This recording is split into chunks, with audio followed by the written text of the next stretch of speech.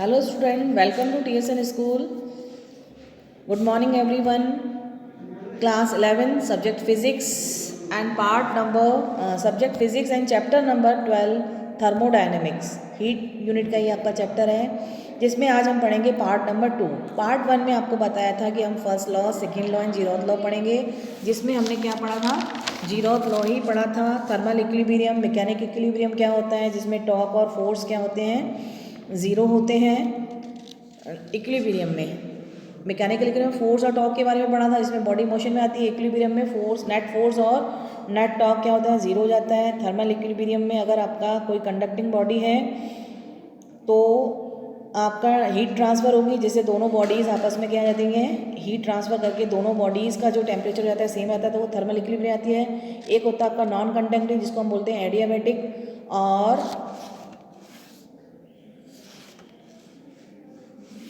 और एक होता है आपका कंडक्टिंग डायथर्मिक.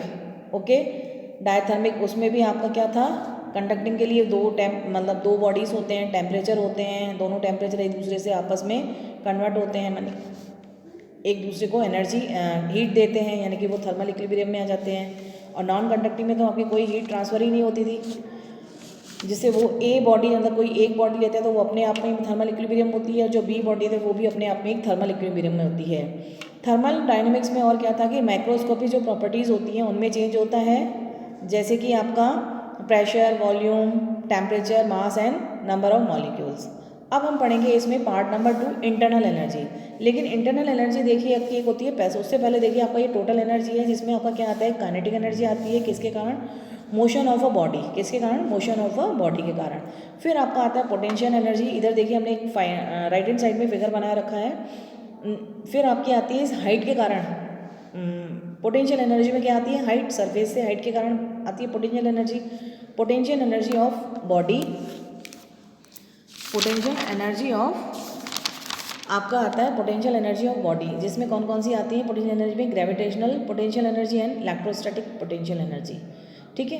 उसके बाद आपका आता है कि जो कोई बची कुची एनर्जी होती है या कोई ऐसी एनर्जी है जो वाइब्रेट करके आ रही है या मॉलिक्यूल से आ रही है, उसको हम बोलते हैं इंटरनल एनर्जी.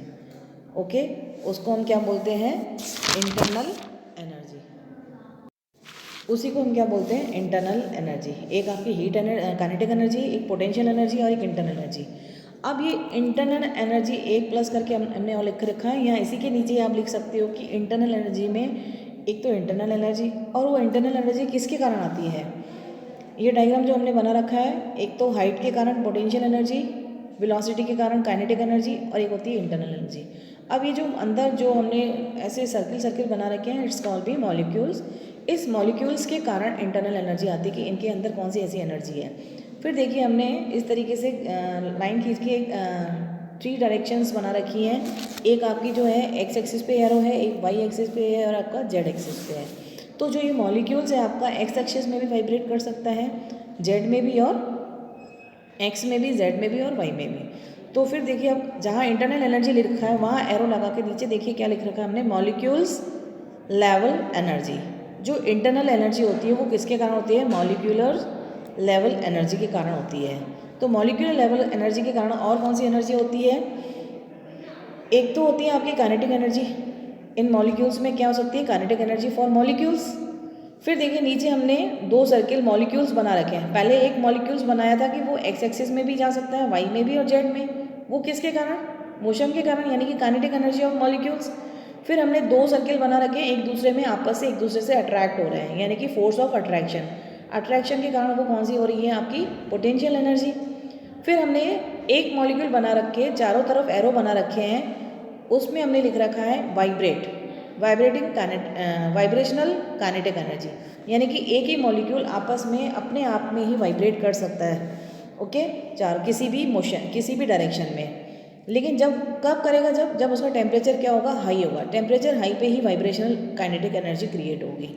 ओके, अब देखिए तो ये जो इंटरनल एनर्जी है वो किसके कारण आती है, मॉलिक्यूलर लेवल एनर्जी के कारण. और वो मॉलिक्यूलर लेवल एनर्जी एक मॉलिक्यूल्स काइनेटिक एनर्जी, एक पोटेंशियल एनर्जी वाइब्रेट, और यही होती है आपकी इंटरनल एनर्जी, जिसके बारे में हम पढ़ेंगे अब देखिए हमने जो सिस्टम लिया है, एक सिस्टम लिया जैसे कि कोई वो रेस्ट में है, किस में है वो सिस्टम आपका रेस्ट में है, तो यानी कि उसमें कोई ग्रेविटेशनल या इलेक्ट्रिकल फील्ड नहीं है, इस नो ग्रेविटेशनल और इलेक्ट्रिकल फील्ड नहीं है। तो यही तो उसमें ग्रेविटेशनल और इलेक्ट्रिकल फील्ड नहीं है, तो टोटल एनर्जी किसके इक्वल हो जाएगी? Internal energy of system. जो हम सिस्टम लेंगे उसकी इंटरनल एनर्जी के system of internal energy of system वो किसके इक्वल हो जाएगी? टोटल एनर्जी के इक्वल हो जाएगी। ठीक है, यही हम पढ़ेंगे। अब हम जो टोटल एनर्जी हम पढ़ रहे हैं फॉर पहले किसके लिए पढ़ रहे हैं? For ideal gas. किसके लिए?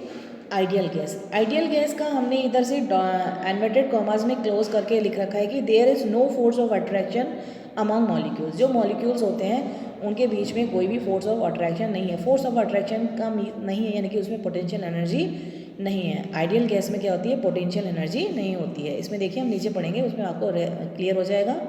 फॉर आइडियल गैस यानी कि वो किस में? आपकी रेस्ट में है और कोई भी फील्ड नहीं है। ऊपर हमने लिखा था कि no gravitational and electric field कोई भी नहीं है। तो जो total energy of ideal gas है वो किसके इक्वल हो जाएगी? Internal energy of gas. किसके इक्वल हो जाएगी? Internal energy of gas. और नीचे इक्वल करके हमने लिखा है कि वो किसके कारण, जो इंटरनल एनर्जी ऑफ गैस आएगी वो किसके कारण आएगी?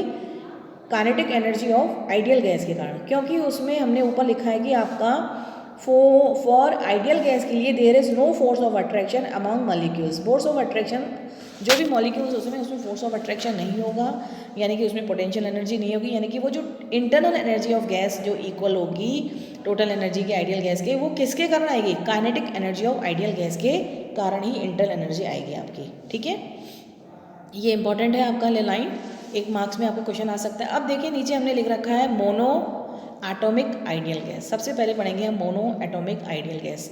मोनो यानी कि सिंगल ही है, यानी कि helium, neon, argon, krypton, Xeon और रेडान। ये आपके सिंबल्स हैं मोनो वाले।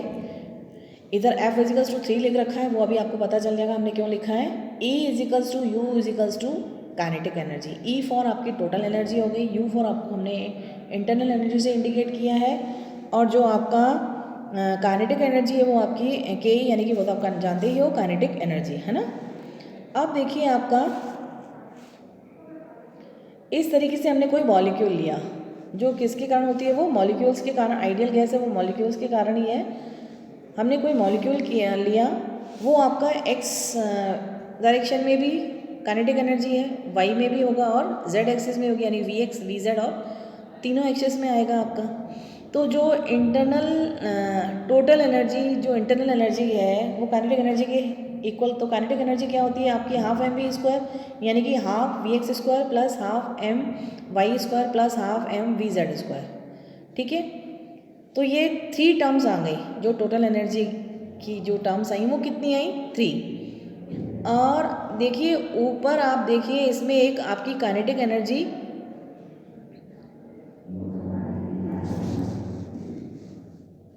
इसमें देखिए हमने ऊपर एक डायग्राम बना है, इसमें काइनेटिक एनर्जी आपकी एक उस रोटेशन के कारण पे आकी, जो किसके इक्वल होती है? Half I omega square. और जो आई होता है वो किसके इक्वल होता है? Moment of inertia M R square. और इसमें देखिए जो मॉलिक्यूल्स रोटेट कर रहा है, इस तरीके से रोटेट कर रहा है, तो आपका लेकिन उसमें जो आर होगा बहुत ही छोटा होगा। क्या होगा? बहुत ही स्मॉल होगा। तो यहाँ पे जो हमने काइनेटिक एनर्जी को हमने क्या मान लिया? यहाँ पे 0 मान लिया, यानी कि जो मॉलिक्यूल स्पिन कर रहा है, रोटेट कर रहा है, उसमें काइनेटिक एनर्जी किसके इक्वल होगी? Half I omega square. और आई इजिकल्स टू क्या होता है आपका? M R square. यहाँ आर की वैल्यू बहुत ही कम होगी, इसलिए हमने काइनेटिक एनर्जी को यहाँ पे क्या मान लिया है? 0 मान लिया है। और एक होती है आपकी वाइब्रेट एनर्जी। वाइब्रेट एनर्जी के बारे में हम आपको बाद में बताएंगे कि कैसे आता है वाइब्रेट एनर्जी क्या होती है। तो उसमें 2 टर्म्स अभी और आती हैं, वो किस तरीके से आती हैं? उसमें 2 टर्म्स आती है कि कोई भी आप एनर्जी ले लोगे, डायो एटॉमिक के लिए हो गई या ट्राई के लिए लोगे या मोनो के लिए, उसमें 2 वाइब्रेट एनर्जी और मॉलिक्यूल्स आ जाते हैं। लेकिन अभी आपका वाइब्रेट नहीं है, सिर्फ काइनेटिक एनर्जी और आपकी रोटेशनल काइनेटिक एनर्जी, रोटेट कर रहा है, स्पिन कर रहा है। तो यानी कि स्पिन वाली तो आपकी काइनेटिक एनर्जी क्या हो गई? 0। तो इसमें जो टर्म्स आई हैं वो आपकी कितनी टर्म्स आई हैं? 3 टर्म्स, 1, 2 एंड 3। इसको हम स्मॉल ऐप से डिनोटेट करते हैं, यानी कि नीचे हमने लिख रखा है degree of freedom. Degree of freedom is equals to number of independent terms in the expression है। ये क्या है आपका? एक्सप्रेशन। आर ई नहीं लिख रखा है हमने, आर ई आप लिख देना, number of independent terms in the expression of kinetic energy, ठीक है ना। अब डिग्री ऑफ फ्रीडम यानी कि DOF, इसको स्मॉल एफ से लिखते हैं। अब इसमें देखिए टर्म्स कितनी है, 1 2 3। ऊपर देखिए हमने यही लिख रखा है कि F इजिकल्स टू 3, यानी कि मोनो एटॉमिक आइडियल गैस में डिग्री ऑफ टर्म्स कितनी आ रही हैं आपकी 3, F इजिकल्स टू 3। लेकिन जब अगर आपका टेम्परेचर जो वाइब्रेशनल काइनेटिक एनर्जी होती है वो किस पे होती है आपकी, हाई टेम्परेचर पे। अगर टेम्परेचर हाई है यानी कि उसमें वाइब्रेशनल एनर्जी है तो उसमें 2 टर्म्स और आ जाती हैं, यानी कि वहाँ पे F इजिकल्स टू आपका कितना हो जाएगा 5। ओके, अब देखिए आपका डायो एटॉमिक आइडियल गैस जो कि O2 N2 and H2, यहाँ पे F इजिकल्स टू 5 आएगा। ये देखिए आपका ये भी कैसे आया, O2 हमने लिया X डायरेक्शन में, Y डायरेक्शन में एंड Z डायरेक्शन में, तीनों डायरेक्शन में आपका ये चलेगा, मूव करेगा, यानी कि काइनेटिक एनर्जी वही 3 हो गई, half mv² half mvy² plus half mvz²।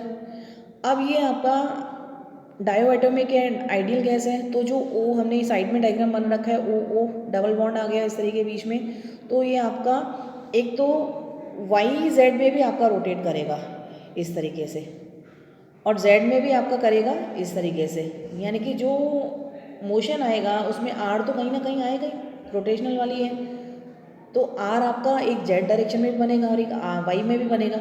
लेकिन जो X डायरेक्शन में होगा वो रोटेशन सिर्फ यूं होगा, एक ही मॉलिक्यूल्स में यूं, तो उसमें ऊपर वाली कंडीशन ये आएगी, उसमें R यानी कि क्या हो जाएगा, बहुत ही स्मॉल हो जाएगा, तो वो वाली काइनेटिक एनर्जी आपकी X एक्सिस वाली क्या हो जाएगी 0। ओनली फॉर Y एक्सिस वाली आपकी हाफ MI⍵² वाला आएगा, एक तो Y वाली डायरेक्शन का और एक Z वाली डायरेक्शन। X वाली डायरेक्शन का वो स्पिन क्या हो रहा है, वो उसी में हो रहा है, तो वहाँ पे R क्या हो जाएगा बहुत ही कम, तो रोटेशनल जो एनर्जी आ रही थी वो उसमें IXV⍵X क्या हो जाएगा आपका 0 हो जाएगा। तो इसमें आपकी टर्म्स कितनी हो गई, एक तो 3 तो ये थी आपकी half I⍵Y² plus half I⍵Z², Z वाला और Y वाला। X वाला तो आपका 0 होगा क्योंकि वो उसी डायरेक्शन में क्या कर रहा था, स्पिन कर रहा था, वहाँ R बहुत स्मॉल है, तो X वाली जो आपकी एनर्जी होगी वो क्या हो जाएगी 0। तो डिग्री ऑफ फ्रीडम DOF, इसको भी स्मॉल एफ से हम लिखेंगे, equals to number of independent terms in the expression of internal energy. ये किसके कारण है, आपके इंटरनल एनर्जी के कारण आए, तो इसमें आपकी टर्म्स कितनी बन रही है 1 2 3 4 एंड 5, तो इसमें F इजिकल्स टू कितना हो जाएगा आपका 5। ओके, अब आपका आता है पॉली एटॉमिक गैस, जिसमें SO2 SO3 NO2 NH3 CH4, इसमें F इजिकल्स टू आपके क्या आएंगे 6, कितने आएंगे 6।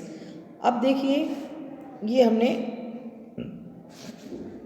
S बना रखा है, S पे डबल बॉन्ड करके O पे इधर, यानी कि ये तीनों डायरेक्शन में है, X डायरेक्शन में भी है, Y डायरेक्शन में भी है और Z डायरेक्शन में भी है, और रोटेशन भी देखिए आपका हर डायरेक्शन में होगा, X की तरफ भी होगा जिसमें भी आपका R आ रहा है, Y डायरेक्शन में भी होगा जिसमें भी आपका R आ रहा है, Z डायरेक्शन में भी होगा जिसमें भी आपका R आएगा, यानी कि तीनों डायरेक्शंस में आपका रोटेशन होगा और R आएगा, यानी कि kinetic energy equals to half I⍵², जहाँ I इजिकल्स टू क्या होगा mR², यानी कि वहाँ R की वैल्यू आएगी, यानी कि 3 टर्म्स आपकी और हो जाएंगी, 3 टर्म्स आपकी और हो जाएंगी, यानी कि टोटल F इजिकल्स टू कितना हो जाएगा 6। ठीक है, फर्स्ट वाले के लिए, मोनो वाले के लिए आपका रोटेशन सिर्फ आपका उसी मोमेंट पे ही हो रहा था, उस यानी कि तीनों जो आपकी मोमेंट ऑफ इनर्शिया वाली जो रोटेशन वाली जो थी उसमें तीनों टर्म्स 0 थी, यानी कि 3 टर्म्स आएंगी आपकी टोटल। सेकेंड वाले के लिए आपका रोटेशन जो हो रहा था वो स्पिन जो हो रही थी X एक्सिस में सिर्फ उसी मॉलिक्यूल में उसी डायरेक्शन में हो रही थी, जहाँ पे आपका R क्या था बहुत ही कम।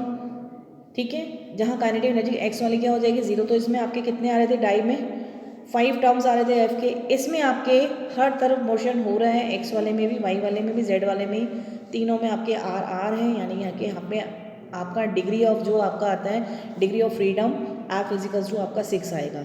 एक हमने नीचे नोट लिख रखा है कि एट अ हाई टेम्परेचर पे जो वाइब्रेशन होगा वो F इज़ काउंटेड +2। अगर आपका वाइब्रेशनल एनर्जी आती है उसमें 2 टर्म्स आपकी और जुड़ जाएंगी, लेकिन बट कंडीशन क्या होनी चाहिए, at a high temperature. Temperature अगर हाई होगा तो वाइब्रेशन होगा तो 2 टर्म्स F की और आपकी इंक्लूड हो जाएंगी। मोनो में आपका 3 की जगह 5 हो जाएगा, डाई में 5 की जगह आपका 7 हो जाएगा एंड पॉली एटॉमिक में 6 की जगह आपका क्या हो जाएगा 8 हो जाएगा। ओके स्टूडेंट्स, इस टॉपिक को भी हम यहीं फिनिश करते हैं। आपका पार्ट 1 और पार्ट 2 हो चुका है। आगे हम कल से पढ़ेंगे part number 3, first law and second law. Okay.